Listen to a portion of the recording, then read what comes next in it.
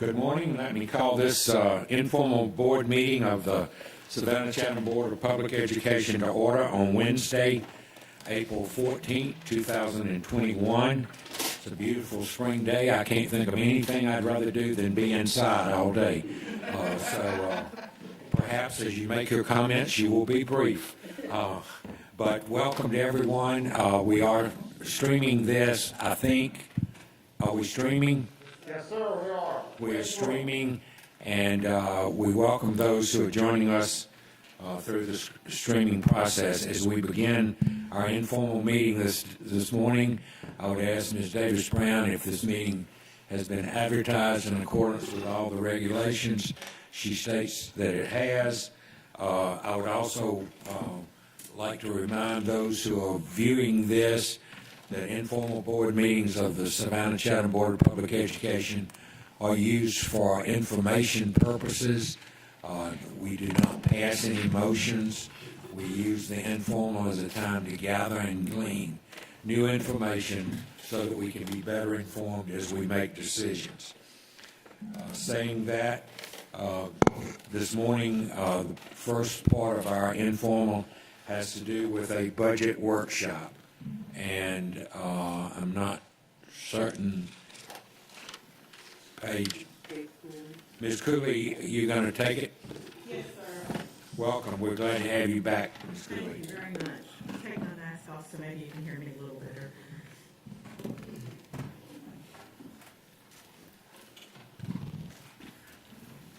Can everyone hear me? Can you hear me? Yes. How about this?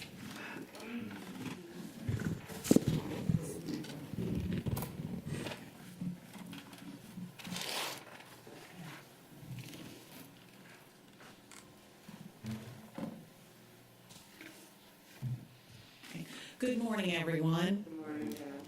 This morning, we're going to go over the current and future COVID-19 costs for our school district. These are some of our budget concerns. Our school district is concerned about some of the future pandemic-related costs, such as providing intervention and remediation for student learning loss and mental health. We're concerned about connectivity, broadband, Wi-Fi costs. We're concerned about financial losses due to declining enrollment. We're concerned about cost of CDC recommended strategies. We're concerned about rising payroll and health costs. And we're also concerned about rising special education costs due to COVID-19. Some key terms to know: the coronavirus aid, relief, and economic. Excuse me. Can you hear me?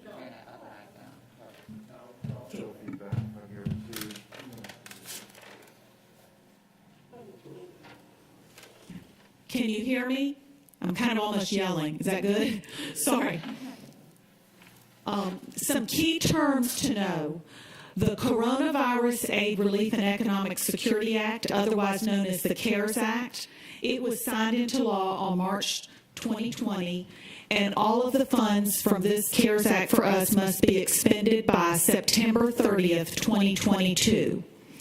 The portion of it that is for the elementary and secondary school emergency relief ERSA fund for this particular funding was about $10.9 million to our school district. The second CARES Act, CARES Act 2, Consolidated Appropriation Act, Coronavirus Response and Relief Supplemental Appropriations Act, was signed into law on December 2020. All of these funds must be expended by September 30th, 2023. And the portion that we received was about $44 million.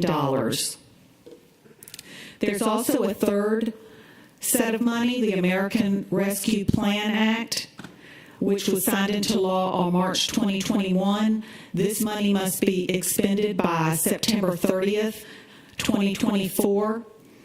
And one of the criteria is that we must spend at least 20% of these funds for programs that address learning loss. Some of the funding priorities due to the pandemic. Some of our top investment priorities for the URSA 1 is we use the money for procuring PPE, cleaning supplies, purchasing technology, addressing connectivity issues such as Wi-Fi for our students, and maintaining our current services with our school staff. Top investments and priorities for the URSA 2 from the CARES Act 2 was addressing learning loss, using this money for summer school, before and after school tutoring, and maintaining our current school staff, procuring, purchasing additional technology equipment, and continuing to address the connectivity issues of Wi-Fi for students. On this next slide, I'm showing the site budget for the CARES Act 1 money. This was the $10.9 million.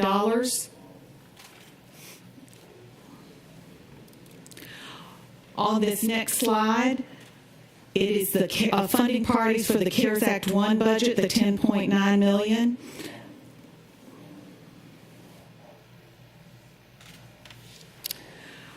This next slide is the areas of the CARES Act 1 expenditures. This does not include encumbrances, but these are the expenditures that we have spent from that $10.9 million as of March 31st, 2020, and the various areas the money was spent. On this slide, this shows the CARES Act 2 site budgets. On this next slide is the CARES Act 2 funding priorities budget. The American Rescue Plan Act, which is our third set of money, was signed by President Biden on March 11th, 2021. This money was $126 billion for all K through 12 schools. It was distributed through the federal Title I formula for funding for schools and districts with concentrated poverty. It is focused on helping schools reopen and helping students catch up on learning what they have missed while they've been out during the pandemic. We must spend at least 20% of the money addressing learning loss, and we must make a public plan to return to in-person learning. Are there any questions or comments? Questions are going, Mr. Johnson, Ms. Hall? Yeah, I have two questions. Do we have any idea where, how much money we're going to be possibly getting from the CARES 3? We have been notified of an amount, yes, sir. Can we say what that amount is? Yes, we've been notified that it's right about $99 million. Okay. And my other question is about indirect costs. What does that consist of? Pardon, could you repeat that? What was about the indirect cost? What does that consist of? The indirect cost consists of how do we keep up with this and plan. We have some of this money, there's a lot of money here. People have to oversee it, do the budgets, set it up, make sure the money is spent properly. And all of the people that have to look over this, with this being such a large amount of money, there's going to have to be additional people hired to kind of oversee this. We don't have the staff for that at this time, so indirect costs would be used for things such as that.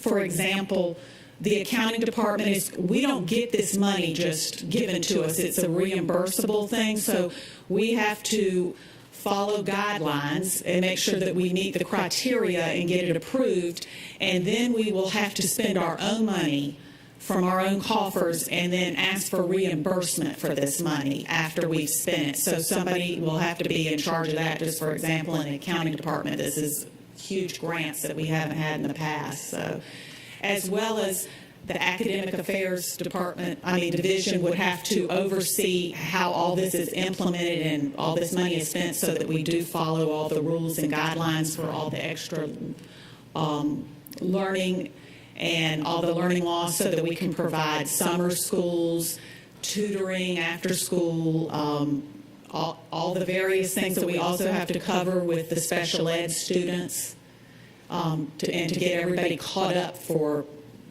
everything that was lost during the pandemic. And my last question is, how much of the first CARES Act funds do we have left? Have we spent it all, or? On slide 7, let me go back to that. We have not spent it all yet, but slide 7, let me go back to slide 7. Slide 7 shows exactly how much we've spent. And most of we've really spent by the end of this year, we probably will have spent just about all of that because we have not put the custodial salaries and stuff fully into that. That's why our salary portion is still small. They have to JV those charges because we had to pay for the extra cleaning out of pocket from our own money. And so that money is going to have to be JV'd, journal vouchered over to this grant. And that has not happened yet. But once it has, we will probably be close to finishing up spending this money. Before I call on other people, I wanted to respond to Mr. Johnson myself. Mr. Johnson, on indirect costs, federal government is very specific with any grant about what you can charge for indirect costs, and I'm certain these are being treated like a grant. So it's very specific, but it allows us to be able to service the money we've gotten in a be good stewards for it. So you might just want to look up the federal definition of indirect costs because every grant has that attached to it. I'm sure Dr. Howard Hall knows about that. Okay, I have Ms. Hall, Dr. Howard Hall. Ms. Cooley, do you feel it's an advantage for us that there's a specific deadline when this money has to be spent, or is it a burden? Personally, I wish there wasn't a deadline so that we could maybe spread it out, but because we're getting a lot of money all at once, and then what scares me is what happens after this money is gone. So personally, I wish there wasn't a deadline on it, but I can understand grants always do have a beginning and ending date, and it is to address dire needs now, so I can see why it does have these ending dates. They don't want you just waiting 8 years from now, because that wouldn't be servicing the students now that have had the learning losses and the time, spent doing learning through virtual to try to catch the students up. So, there's advantages and disadvantages. Of course, personally, as a budget director, I would prefer not to have a deadline, but I can see why it would, and it may not be a negative because then we can just make sure we are digging straight in and addressing that learning loss quickly, expeditiously, and getting everybody back up to what they should be, where they should be if we didn't have the pandemic. Well, I really appreciate that you've put the numbers in because the public, they hear we've gotten CARES Act money. And of course, the question is, how much, what? So this is very instructive for us so that when we're out talking in the community and in meetings, we have something specific that we can say and do. So I appreciate this very much. Thank you, Ms. Hall. I do want to just emphasize, though, as far as actually having money in hand, we will have to ask for reimbursement. It's an allocation. Dr. Howard Hall. Yes, thank you, Paige, for your presentation. And we know that these funds will be earmarked. I guess the acronym we probably will use is ARPA, for the American Rescue Plan Act. And we know that these funds will be earmarked to determine what we can and cannot spend it on.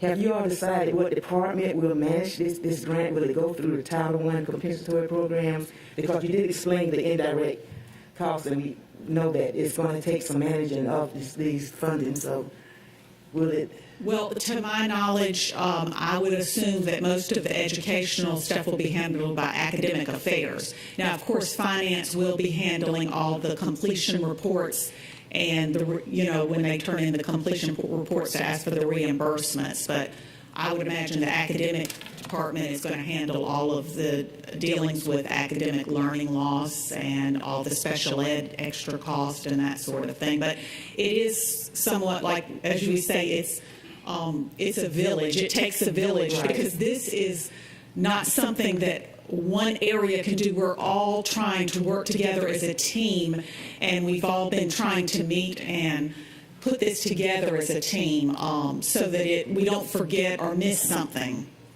because I know that there's a plan that needs to be written, and I know you already have your Title I plan, you have your school improvement plan, so now here's another plan. So maybe once the academic affairs, I'm quite sure they'll work out a way to kind of consolidate all those plans. Right, and of course, obviously, the cabinet will be. Right now, the CARES Act 1 and 2, there is a plan in place. The third one is just starting. Well, it's exciting. I'm glad to see that this bill has gone through in this grant because we definitely need the funding. I'm ecstatic. Yes. And also, Dr. Howard, you are correct. Majority of the responsibility, unfortunately, did fall on compensatory programs because it is pretty much Title I driven, free and reduced lunch driven. So a majority of the process of using the consolidated application does fall on that department. We are looking at, in the next couple of months, we know we're going to need some additional staff, not only in compensatory programs, but the accounting department and perhaps purchasing, because we're really looking at, if you look at our field plans, we're looking at $150 million allocation of grant money that we have to spend within a 2-year period, pretty much. That's a great, thank you, Mr. Johnson. Perfect time for year-round school, I can tell you that. Mr. Catchmore? So I appreciate the presentation, and Mr. Jackson, you touched on a couple of points I was going to make. So I want to make sure I understand. We've got $55 million in firm budget from CARES 1 and 2. We think we may get another 99 under the American Rescue Plan, but we don't know yet. That's where we That are. is not yes, that's correct. Okay. Once we get the guidelines for what we can spend American Rescue Plan funds on, if y'all could distribute that to the board, I think that would be helpful for budget planning purposes. I share the concern that this is great grant money, but that's what it is. It's one-time funds. What I want to be watchful of is we don't make investments that require long-term budget commitments after this money goes. And maybe they are the right investments, and maybe we make a deliberate decision that we do need to fund those moving forward. But I want to make sure we're very clear about funding sources before we make those plans. So having the guidelines under the American Rescue Plan in particular would be helpful. And then I was going to ask, and I'm assuming the answer is not yet, but it says that we have to publish a plan for reopening schools. Is it, here's our plan, and they'll say, okay, you did it, or is the government mandating a template that we have to fit everything under? Do we have any guidance there yet? Good afternoon. Good morning. Thank you. No, they've not issued any guidance, but as you are aware, we're making our plans, and those plans will be publicly discussed. So we have already started collecting the data that indicates from the videos to the published articles or whatever our plans for reopening. Okay, thanks. And then finally, I'm hoping and I'm assuming that a lot of the money allocated for, particularly under the American Rescue Plan, we can use for labor costs for summer school, for example, which would be a huge chunk of money. Have they issued any guidance at all that would lead us to believe that the investments we're making in our summer program could be reimbursable? You will actually hear that, I believe, in the next presentation, if I'm not mistaken. Pretty much all of the summer school programs are being paid from the CARES Act. But I believe that's in the next presentation. Okay. Sorry for jumping the gun. Any other questions or comments? If I could just make one comment, and I guess mine is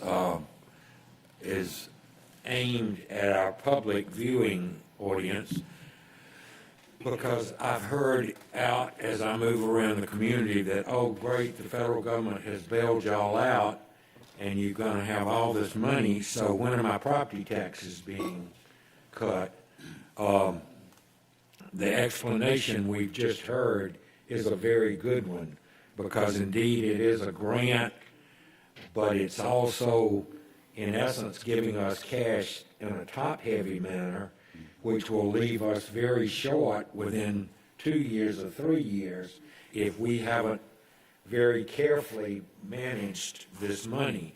And so I am thankful for the federal government, especially for the recovery portion, trying to help us out, but it's very important to understand that this is not going to continue to take us down the road a long way. So our investment must be very carefully done. Yes, ma'am. Thank you so much for these comments on the record. One of the things that we've spoken about in our working is recognizing and stating emphatically for all that it is a grant. There are stipulations for how those monies may be used. Our intention is to look at how we are able to jumpstart some things, but recognizing that whatever we do may have long-term implications.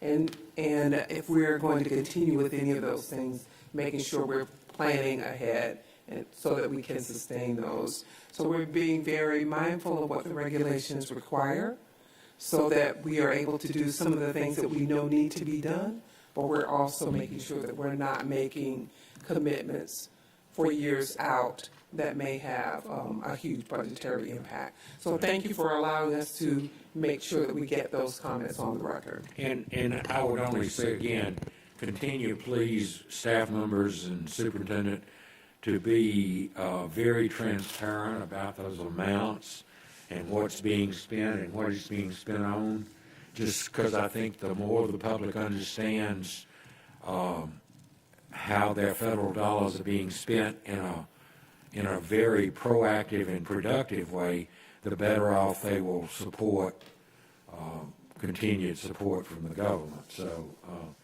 thank you very much. Oh, Ms. Hall, I'm sorry. I just want to say that I think it would also help if we as board members have a common message when we go out to the community, so that we're all emphasizing making up academic loss, making up student achievement problems.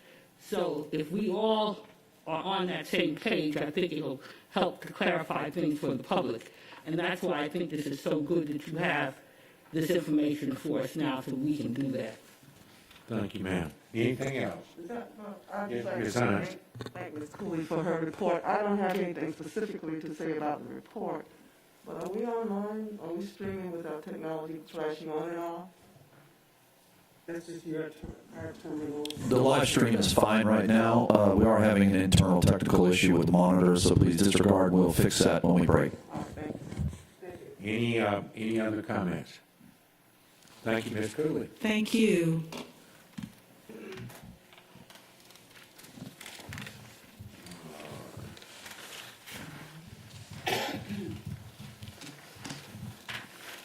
Is that complete? Or is there other part here?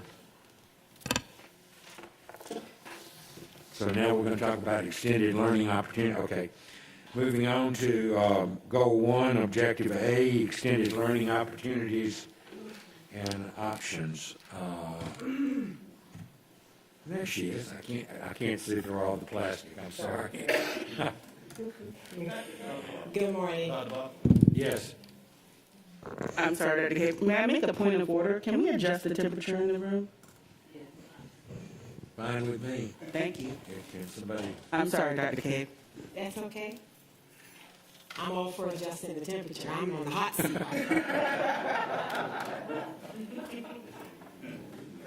Okay, good morning, and thank you so very much for allowing me to be able to tell you a little bit about what we have planned in Savannah Chatham County Public Schools.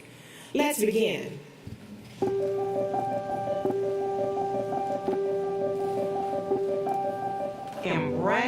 is about an opportunity. When we designed Embrace, we thought about hugs and warmth and support. And we're going to be hugging our children and embracing them by providing them with readiness, skills through acceleration, enrichment, and credit recovery. As an educator, Embrace, it's basically a way in which we get to reimagine and reinvent what certain summer learning opportunities should look like. So that way our students can actually embrace this new concept, so that way they will be more involved and engaged as it pertains to the readiness opportunities that are going to be available for all of our students. Summer school is important for our kids to attend because it will give them an opportunity to embrace learning. It will give them an opportunity to capture some of those skills that they lost during this past year of the pandemic. As you know, COVID-19 has put us in a place where our children have just been subjected to so much learning loss. And we have to have a way to be able to recapture some of that learning. So we came together as a team with our illustrious superintendent and decided that we were going to offer our children a wide variety of experiences, from summer camps to academic recovery to initial credit, as well as acceleration learning, so that they could get what they needed in order to be able to be successful when they return. This summer, the focus is going to be on English and math, primarily for the academics. But we will also have camps. We talk about summer school, and the main concept that comes to most people is that, okay, I need to make up. And yes, that is part of it. But this is also extending education. We're going to have camps going on. Not only do we have that happening, but they're extending the hours to early morning 7 o'clock-ish down to 5 o'clock-ish, so that we can take care of parents that have to get to work or can't get home in time to pick up their kids. So we're extending it all, embracing the whole family.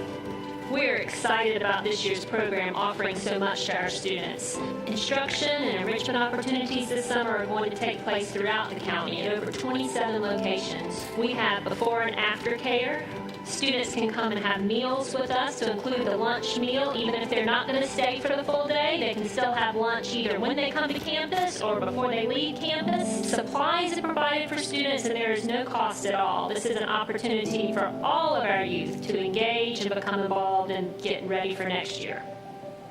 Embrace is important because schools exist for children.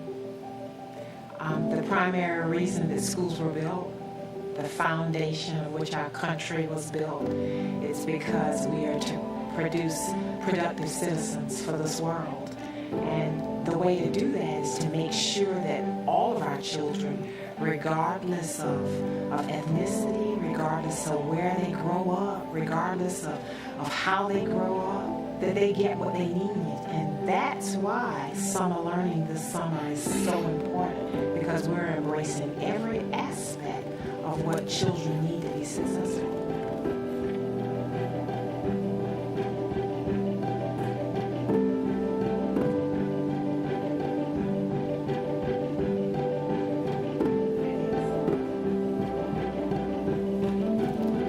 Pandemic learning loss, and we all realize how much learning loss our children have experienced. Our program is designed to embrace the whole child. What does that mean? We are going to make sure that we provide readiness opportunities. We're going to provide acceleration opportunities, credit acquisition opportunities, as well as enrichment, so that we're able to create an instructional framework that embraces what the whole child needs to be successful when we return in 21-22 to our in-person learning school environment. It's very important that we address all of those needs. Our children have experienced some traumatic experiences. They've experienced learning loss. We have no idea some of the things that they have encountered while they have been at home. But with our robust summer learning plan, we're going to tap into all of their interests, all of their needs, and develop those skills that they need to be successful. We came together as a team. There are about 20 people on the team, and that's the working team. But then we have an auxiliary team that's made up of all of the departments in our school district. So there is a vast team of people working to make sure that your directive to us was to create a robust learning experience, and that's what we have done. So our top priorities, we always have to make sure that we look at those root causes before we establish what we're going to do. We looked at closing the gaps in math and English because those are the critical areas that help children to be successful in all areas. College readiness, on-time graduation, not going to name them all, but we also are looking at making sure that there's no cost for our students. That's why it's all being funded out of CARES. We are having a hyper focus on some defined skills. We're looking at ways to engage our children through tasks, hands-on tasks. We're providing transportation for our children. They're getting free breakfast and lunch, and we're making sure that they have a consistent digital solution that they'll all be able to use in grades K through 12. So what's different about our summer learning experience? Most of the time when we've had summer learning, it's been about getting children ready for the next grade level, and it's been about grade promotion. So they're able to recap any credit that they might have lost during the school year. But this time it's going to be different. You heard me say in the beginning, it's about readiness, it's about acceleration, it's about credit acquisition and enrichment. So we have in-person and a few virtual options because our high school students have to have some virtual options. We're having 5 days a week in-person learning. We're having 2 summer sessions, and we begin on June 3rd, and it extends until July 22nd. So we're making sure that we can accommodate our families. So they're only 15 days apart. I'll look at those with you in just a few moments. We have engaged with our CTA department because those are wonderful opportunities for children to be able to engage in various types of hands-on tasks and do some place development there. So we're really looking at those college and career readiness skills through that department. We're doing academic recovery. It's mandatory if you are having some struggles or challenges through the year in the virtual environment or even in the in-person environment. So we're offering many camps. Then we're having some bridging opportunities. We know that those transition grades are very important. So 5th graders will get the opportunity to attend at their middle schools. Those are the rising 6th graders. And then the 9th graders, the 8th graders, which will be the rising 9th graders, will get to attend at their high school. So we're really excited about those bridging opportunities to get them ready. And then, of course, we have a wide variety of special education academic camps as well, and learnings that Ms. Dr. Hancock will go over with you. And one piece that is just absolutely a brilliant idea of our CTAE department, and with the help of our secondary associate, we're hiring our SCCPSS students in a program called SWAP, where we're hiring them to work with the camps as well as some of the early learning for our children. So we're taking our own students who are skilled, and they have these experiences every day through their CTAE opportunities, and they're going to get to do some practical application. I think that is just a marvelous idea. We're really excited about those students. So this is a slide that I had to change for you, so you have that change in slide there in slide 5. We made some adjustments to our operating time because you know that it's very important for us to be able to transport our children back and forth.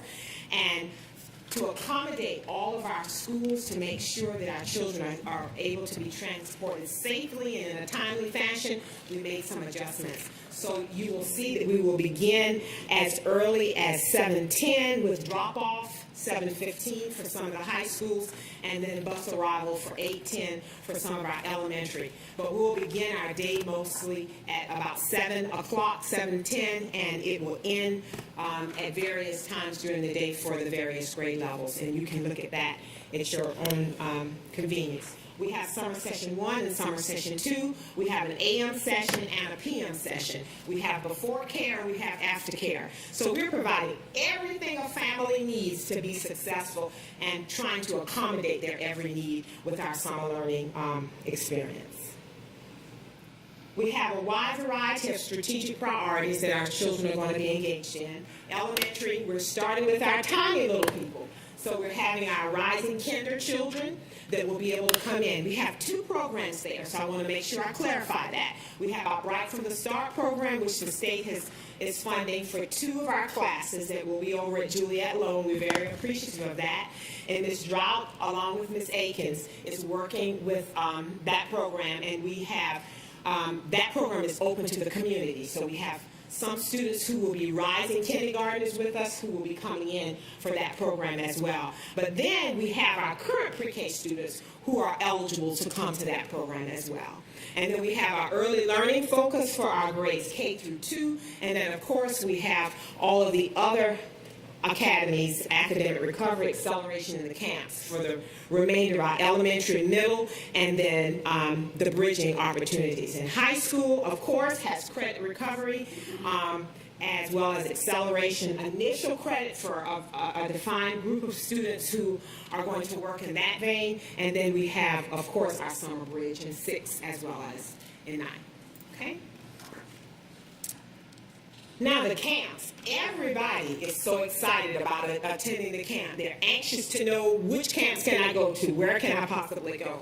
So I'm not going to read them all, but see what CTA, our CTAE department is providing district-wide. Now, of course, we have paid camps and we have free camps. So in your brochure that you were provided, you will see all of the flyers, some with the free, some with the paid. But we're also, here's a list of all of those camps that will be provided throughout the district.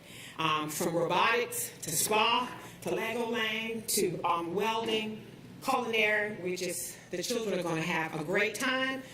Some in the morning, some in the afternoon. We're doing a rotational schedule, so it's just convenient for every child and every family. Okay, Dr. Hancock. Thank you, Dr. K. Well, we believe in the importance of responding to the pandemic learning loss by providing students with opportunities to learn over the summer session. The funding for Embrace is coming from the second and third CARES grants. As you saw, it's quite a lot of money coming our way. As a result, the district has allocated over $8.5 million for this initiative. The budget breakdown is on the screen with a plan for up to 600 teachers, 200 paraprofessionals, and 56 site coordinators. We have also allocated funding for CTAE and other providers, transportation, and nutrition, along with needed supplies for the summer learning. So we have quite a lot of money invested in this. So you're probably wondering what's going on with our students with disabilities. Well, I just want to remind you, our students with disabilities are always general education students first. So with that being said, the comprehensive plan was designed to be inclusive of all students in order to meet their individualized needs. Leveled standard support in classrooms allows not only for students to be supported, but the general education teacher to be supported as well. There are 4 levels to identify for the classrooms. Levels 1 through 3 resemble the district protocols for inclusion, with required accommodations provided as determined necessary for students' IEPs. So it will be classes as usual for levels 1 through 3. And I'll go over it briefly. It's on your screen. It's pretty self-explanatory, but a level 1 class will be able to go up to 12 students. Within that class, you'll have general education students, students with 504s, students with an IEP, and you may have some RTI students in the process in a Tier 2 or Tier 3. For this type of class, we'll have a general education teacher that will collaborate with the special education teacher on best practices and how to support students. The class will not exceed 12 students. A level 2 inclusion class will not exceed 15 students. You'll have the same general makeup of the students, general ed, 504, students with disabilities, and tiered students in the RTI process. However, these students may have a little bit more needs, a little bit more different accommodations that need to include. So in this class, a level 2, we will provide with a general ed teacher, a special ed paraprofessional, so they can break into small groups. They can do some modifications, accommodations as needed. A level 3 class will not exceed 15 students, but the difference this time is maybe the needs are a little bit greater, or you may have a higher number of students with high needs. This class will be made up of a general ed teacher and a special education teacher. So we felt having the level classes supported all of our students, both general ed and students with disabilities, 504, and RTI students. Level 4. So our level 4 classes are students that are served in a separate or self-contained classroom. For some of us, we've been calling them least independent learners, but they are going to have classes as well. These classes will not exceed 10 students. That we will follow their IEPs to make sure that they're served appropriately to meet their accommodations. And within that classroom, we'll have at least a special ed teacher and a special ed paraprofessional, depending on the IEP requirements. Every class will be looked at by the specialized instruction department to ensure that the levels are appropriate, and we'll be working with schools on that matter. So we're excited about that. We do have some additional level 4 learning opportunities for our students served in a separate or self-contained classroom, and I'd like to highlight just a few of those because we have several. The first one is our PSI Summer Language and Readiness Enrichment Camp, which will allow students to participate in structured activities outside of their homes and will expose them to vital skill domains including physical development and motor skills, social and emotional development, along with approaches to play and learning, communication, language, literacy, and cognitive development. We also have a core communication camp that will be occurring that will have a specific focus on core vocabulary for student candidates who currently use an augmentative and alternative communication device. I wanted to say that right. Because you know how it is with these long words. The camp seeks to minimize the gap in communication skills between school and home by increasing communication and independence. We also are going to have our champion athlete training, which will be offered to our students that are on site by our adaptive PE teachers. So we're very excited they'll go into the schools and work with the students. And we have a community-based vocational camp that's focused on independent living skills and is targeted for post-secondary outcomes for graduating and rising seniors by supplementing post-secondary explorations and options. Student groups selected will be students with disabilities who are earning a diploma of performance and students who currently participate in Project Search. So those are just a few of our highlights. Some additional supports for all of our students, including our students with disabilities, are each of the cluster sites will be equipped with a mindfulness station to assist with self-regulation, behavior management, and building student resiliency. These stations will be designed by specialized instruction staff with training provided on their use. Each station will have a break box including items for sensory input, motor skills, and tactile exploration, coupled with activity cards to provide a quick break so that students can return to class. We also will be offering compensatory services, which may include academics, speech, occupational therapy, and physical therapy during the summer camps, as well as by appointment for students to meet their IEP requirements. Extended school year services will also be provided to students as required by their IEP. And so these are just a few of our highlights. We're really, really excited in the world of specialized instruction about this summer and embracing our students, and I hope that you all are too. And I'll turn this back over to Dr. Kay.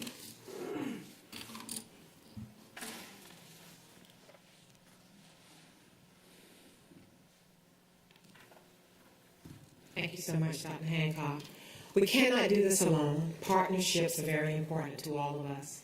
And of course, the partners that we have in Savannah Chatham County School District, they help us make our programs much more effective.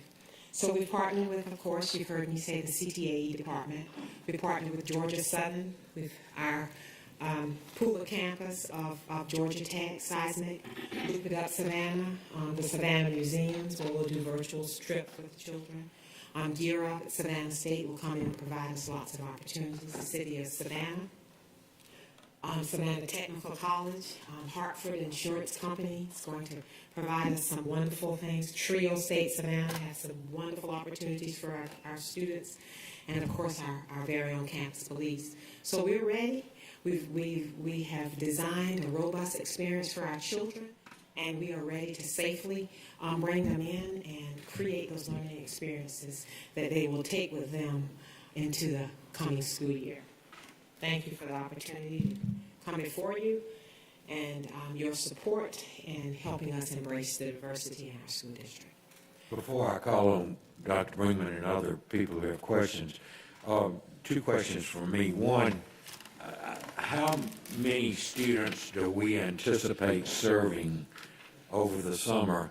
And secondly, just for my own knowledge, a quick thing on how you're going to assess where they are and where they need to go. Okay, very good questions. Thank you, Dr. Buck.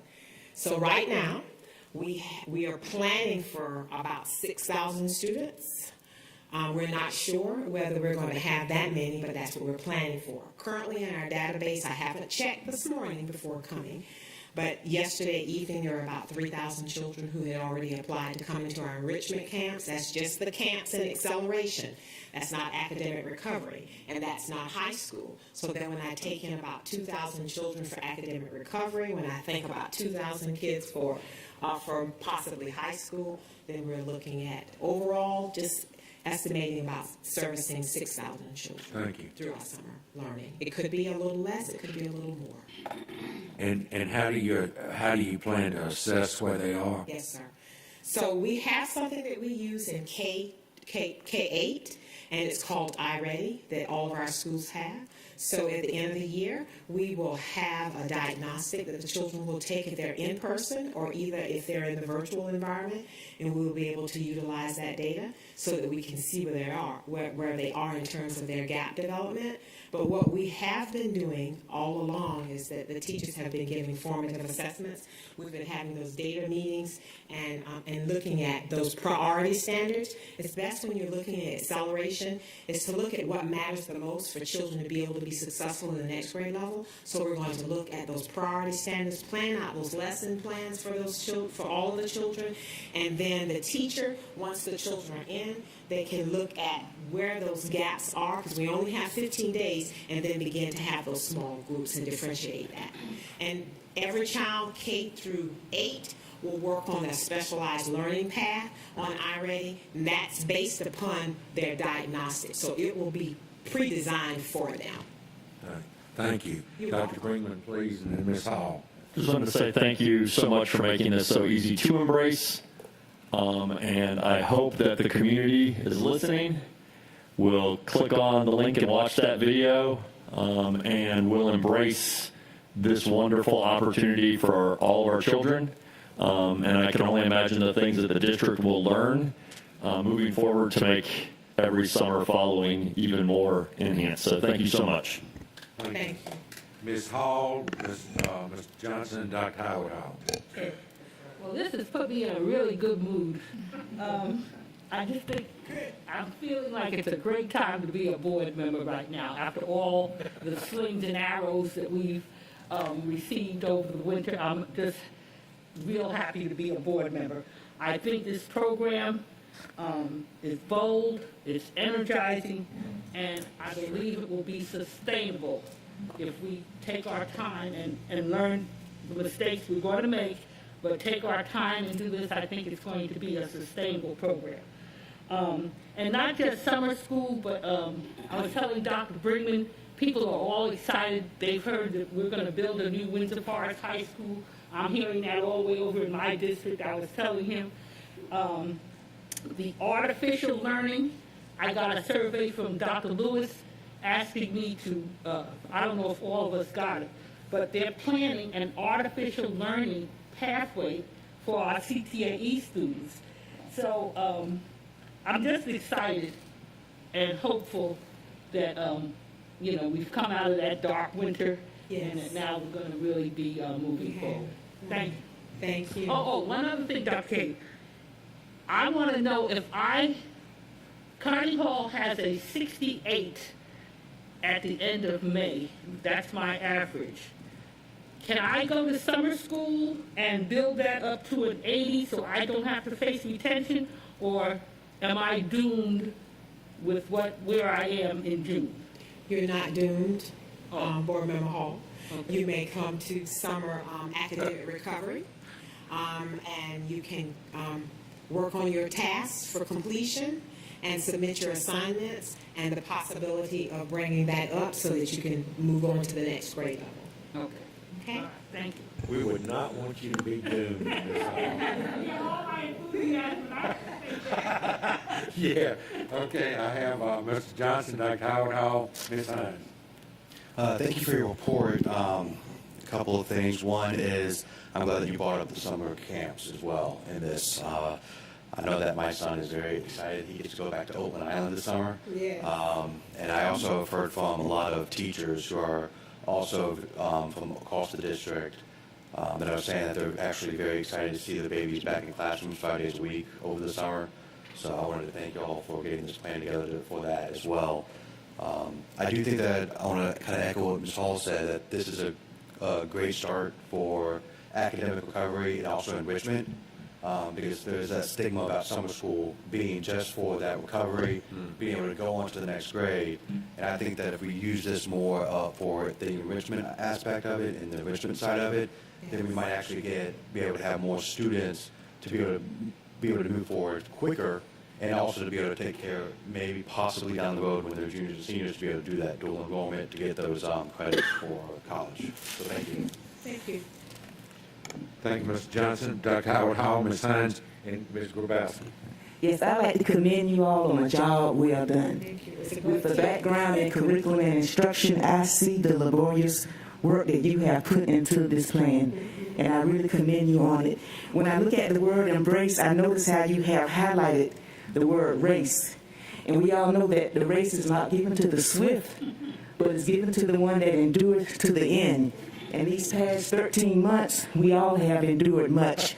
So I appreciate the hard work that you all have done.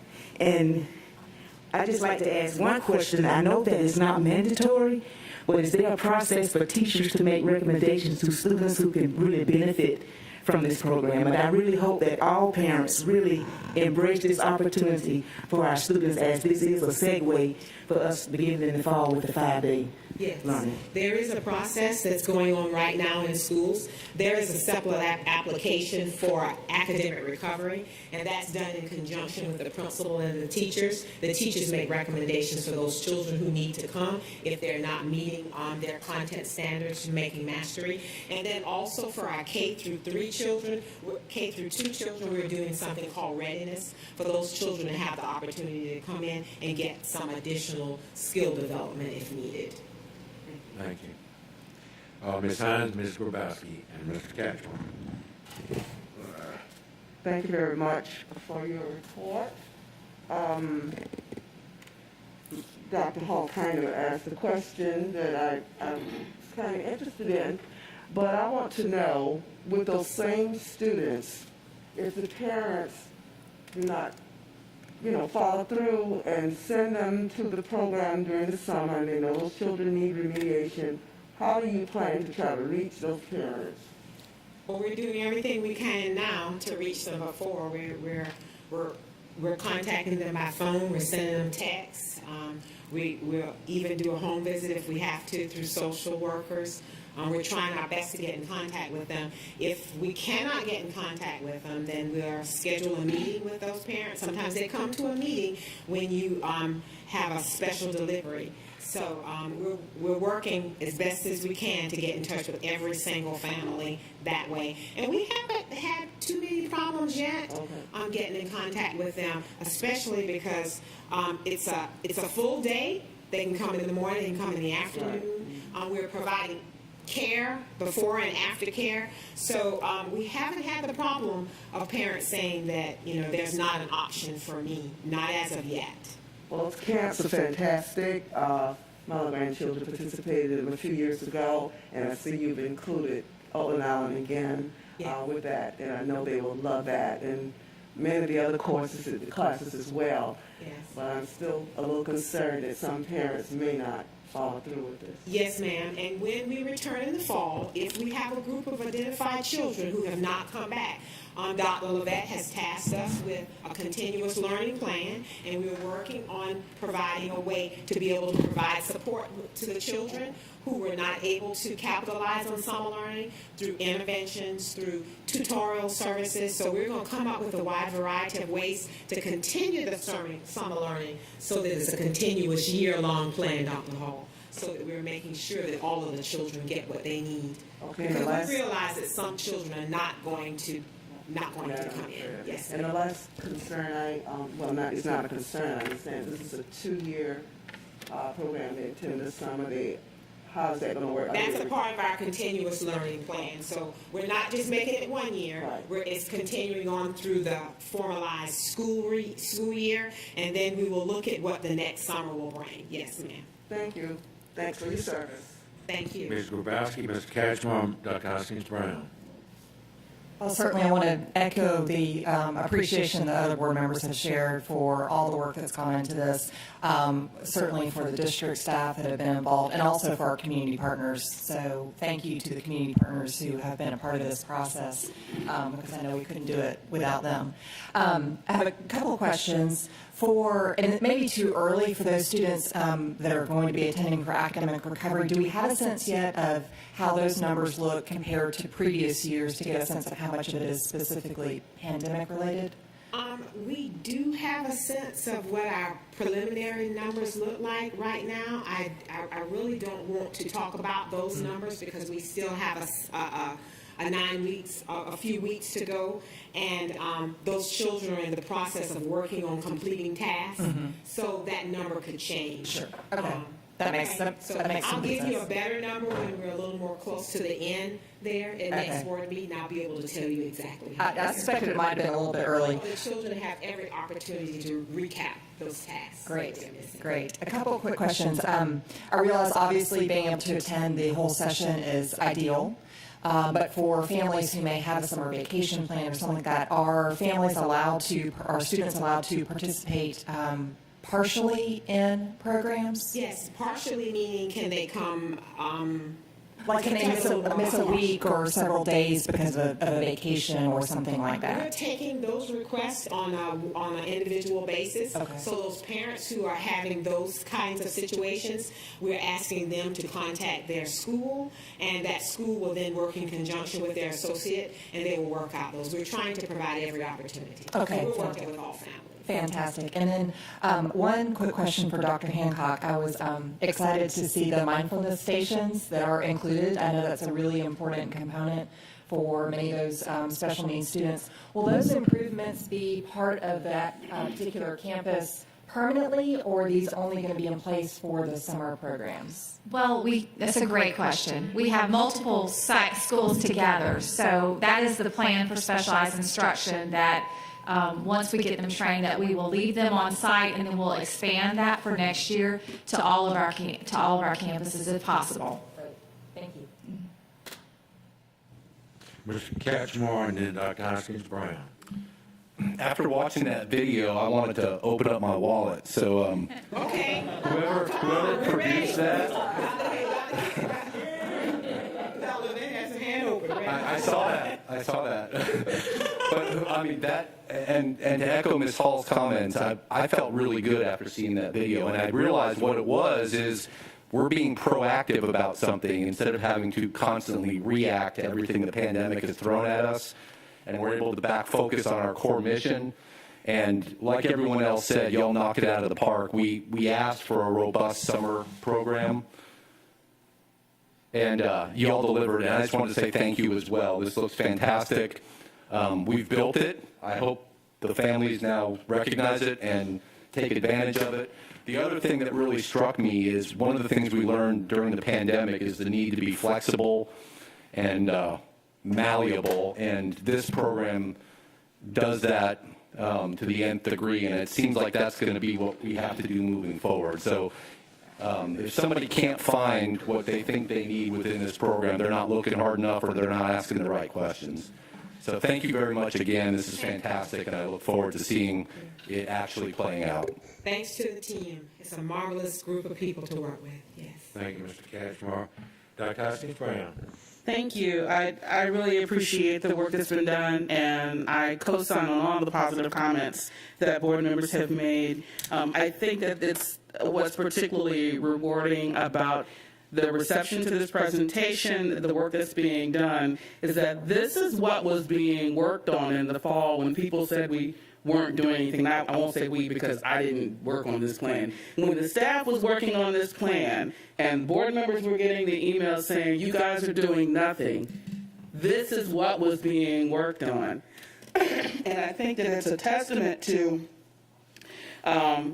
what can be accomplished if you have a plan before money is awarded. This is before we knew we were going to get a CARES Act 3. This was, we should do something. What should we do that would be in the best interest of children? And so if you have a plan, when money comes, you know what to do with it. So I am just really appreciative of that. All the other compliments that have been given, I echo, and I look forward to seeing how my family will benefit from the summer offerings and the innovative approaches. Thank you. As we close this session out, I would just like to echo what everybody on the board has said, but more importantly to me, go ahead, Dr. Howell. Yeah, one quick question. Say if a high school student fails a course and that grade is a 58, and then they enroll into the recovery program and they score 85, will those two grades be averaged, or will that failing grade be dropped and you'll use the credit recovery grade? Ms. Ball, okay, what we do is we have a 70% passage for credit recovery, because if you remember, they're not recovering the entire course. They're only recovering those standards for which they were not successful, whereas the grade on the transcript is for the entire course. And then they get that passing grade added to their transcript so that they show they have credit for it. Thank you. But the superintendent wants to make a comment before I call on her. What I was going to say is, Ms. Grabowski sort of reminded me, we've heard an awful lot about reaction through the pandemic, and I would love to see our numbers for this just knock us out of the park to where we had to even get more faculty involved, et cetera. For parents who have told us over and over and over, for those segments of our population who have told us that their kids have lost all of this and hadn't gotten this, this is more important than Disney World. This is more important than the beach. This is more important than your annual vacation. Participate with us so that we can help your kids succeed during the fall.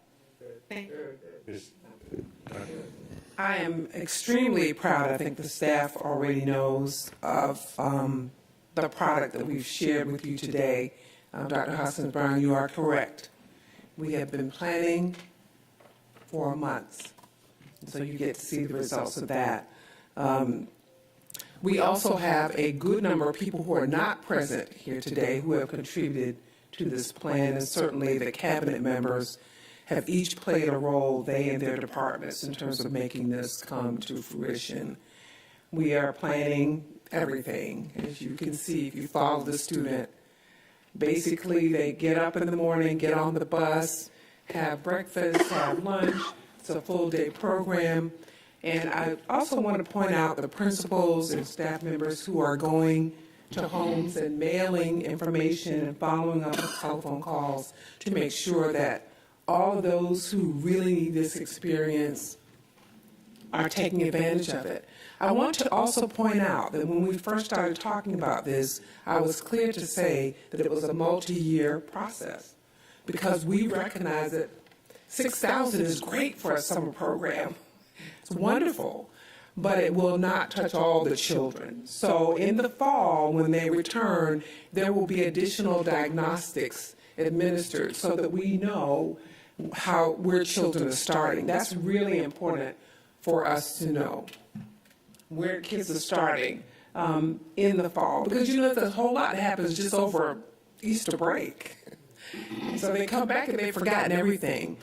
This program this summer deals with academics, cognitive learning, but it also deals with the socialization skills that will be necessary for a return to pre-COVID operations.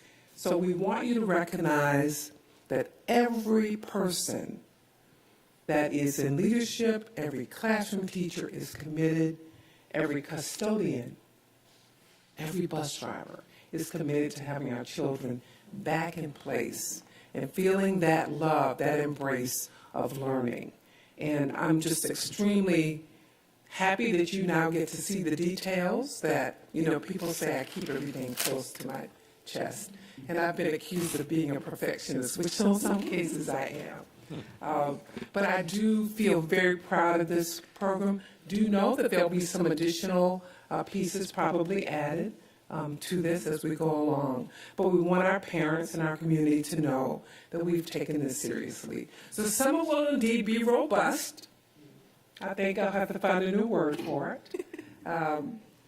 Comprehensive, but definitely preparing our young people for a return to pre-COVID conditions. From the bus ride to the meals to socializing, but also to experience that joy of learning in one space. So thank you for your patience, your understanding. Special thanks to the staff for doing a great job of sharing what we've been planning for these months. Thank you, Dr. Vett. Any other?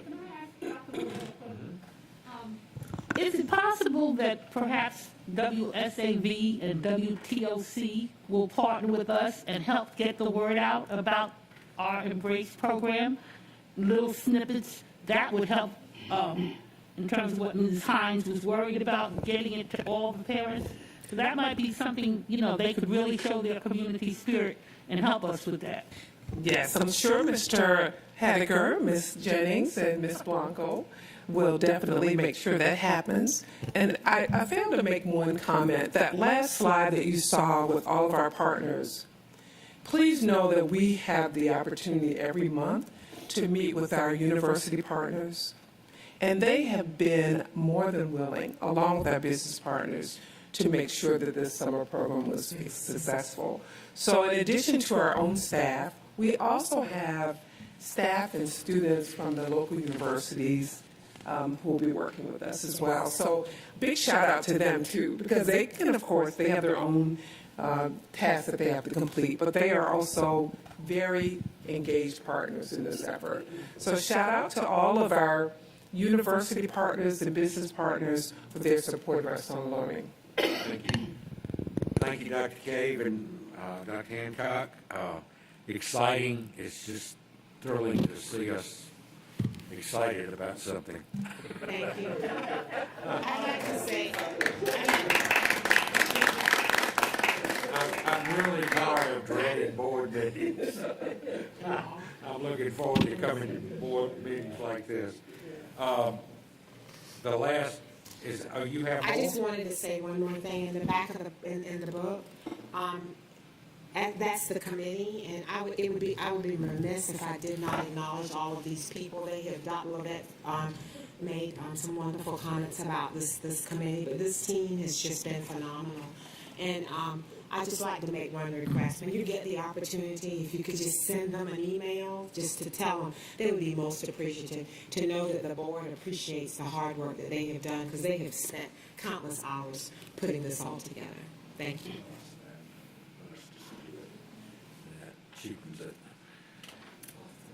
Welcome, Mr. Jackson. Good afternoon, everyone. Hope you're feeling well. Doing well. I will try to be short. And again, to remind everyone, Embrace was brought to you by the CARES Act. Yes. We're going to try to promote everything that we use that money for. So we're going to try to give that credit to the federal government for a change. Bring to you the interim financial statements for the period ending February the 28th. Briefly, the revenues are pretty much on schedule. They are where we're expected. Surprisingly, the economy as far as the local government has been doing pretty well, so that's always a good thing. The expenditures are about 10 percentage points less than where it was last year, which is a good thing. So we'll be saving some money this year on expenditures. But I do want to just put a note out there. I may bring an agenda item next month to use some of that savings to try to pay off some future long-term debt. We can get that out of the way and free up money in the general fund that we can use for other sources as we go forward. So again, the general fund, we're looking pretty good. There were two funds we were going to highlight this month, but I'm going to talk briefly about the CARES Act fund. I know there was a question earlier about how much we've spent as of the end of February, $4.3 million, and we have the year-to-date requirement in reimbursements is actually $4.3 million. So every month as we spend a dollar, we try to get reimbursements for that dollar. And again, when we received this first grant, we didn't think we were going to receive any more money, so we knew it was for 2 years. So we were trying to pace ourselves initially, but we're going to try to expedite as much as we can to finish up the first grant, get that one out of the way, concentrate on the second, and prepare for the third. The only other concern that initially we had was with food service. With the kids not being in school, they're not able to make the additional revenue they would get from paid meals and reduced meals. But fortunately, we've kind of found a creative way to use some of the CARES Act money to supplement the expenditures in the food service fund. So for the next 2 years or possibly 3 years, we're going to try to use CARES Act to help pay for the expenditures in the food service fund and give us 2 years, give the fund 2 years to recoup that additional revenue, have some additional revenue, and possibly put some money into their fund balance. So we're trying to work through that and plan that very carefully so we can manage that and save us from having to transfer some money to food service to cover expenditures. But pretty much that is it as far as the financial statements. Any questions? Dr. Hoskins Brown? Thank you for your report and for the revisions to your unit, for the revisions to the presentation that gave us totals. I just have a question, and this is logistic, about Fund 420. So you have that as CARES Act 1 and 2. And so that account, that's going to be the account number for all CARES Act funds? Yes, for all three of them. I think by the time we set up, when we was finishing setting up the accounts in Munis, the accounting department just went ahead and labeled the title CARES Act 1 and 2. So it's going to end up being, we need to make another change, so it's CARES Act 1, 2, and ARP. Okay. To be included. So great. Yes. So you knew where I was going. So the original appropriation in this is only the dollar amount for one. Correct. And that's why it's 10.9 million. But it's going to actually be 63. It's going to be all of the amount awarded. So we'll add the 44 million to the 10.9 million, and then whatever is coming. Additional funds. That is correct. Okay. That is correct. The state gives us guidance on what funds to put them in. In our old system, we probably would have had them separate, and each one of them would have had their own fund. But the Department of Education has given us guidance on where the money should be labeled, so they're all going to end up in one fund. So that also means the budget versus actual is just not going to ever be right for CARES 1.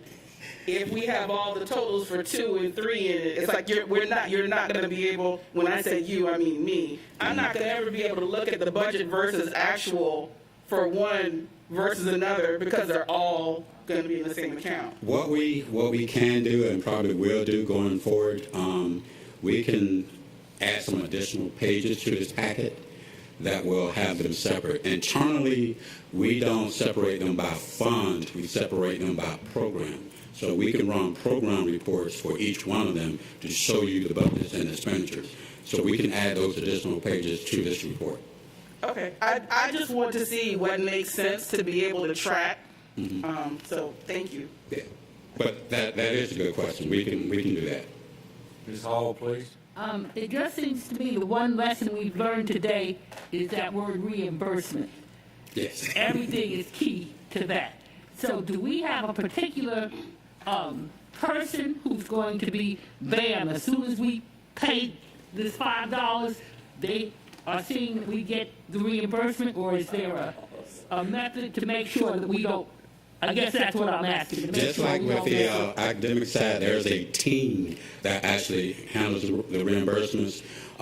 There's it would be someone from our accounting department and also someone from the compensatory program department that actually does the paperwork. Then the approval is done by Dr. Levette at some point when we submit it to the state. Okay, so that's going to be a well-oiled machine.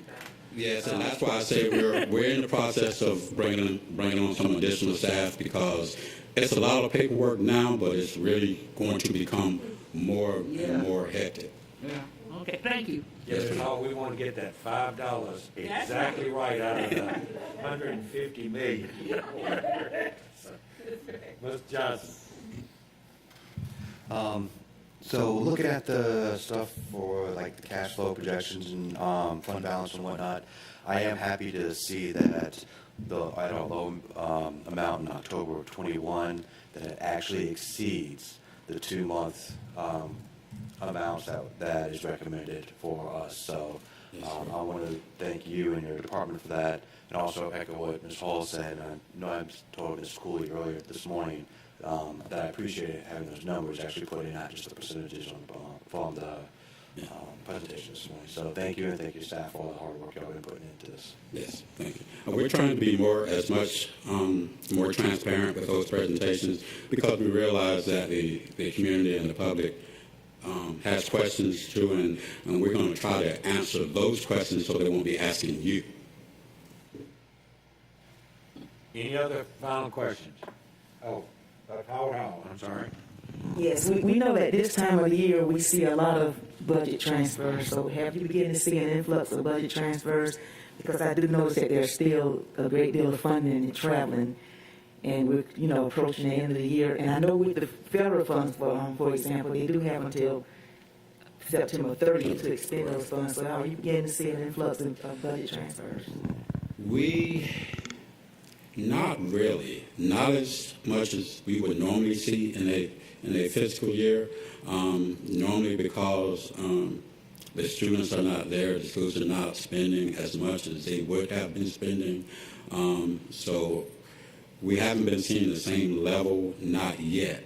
I said not yet because in a few weeks, I normally send out an email to the principals in the schools. Okay, your expenditure deadline is coming up. Once I send the email out, then we're bombarded with the transfers. So we would normally have done that by May 1st. We're probably going to extend it to around May 15th. So over the next few weeks, we probably will get a lot. Schools are going to try to go ahead and make purchases to kind of prepare for next year, I'm sure. So I'm quite sure we will get a few coming up. Most of the grants, managers are doing a better job of putting the money in budgets where it needs to be. So we haven't had that much from the grant side of it as far as the grant managers. Most of the transfers you've seen recently are probably from East Plus, as far as big transfers. So, but not a lot from grants in schools yet. Thank you. Yes, ma'am. Thank you, Mr. Jackson. I have no other business during informal. I would, as I asked for a motion for us to go into executive session, it's 12:20. I would like to start the executive session at 12:30, and we do not have a huge amount to cover in executive, I don't think, and then we can plan to eat lunch at 1 o'clock if that's that's okay with everyone. But can I have a motion for us to move into, Ms. Hall moved, Mr. Johnson seconds, all in favor say aye. Aye. Thank you. We'll be back in here for executive session in 9 minutes, and I would ask the staff to clear the room, please.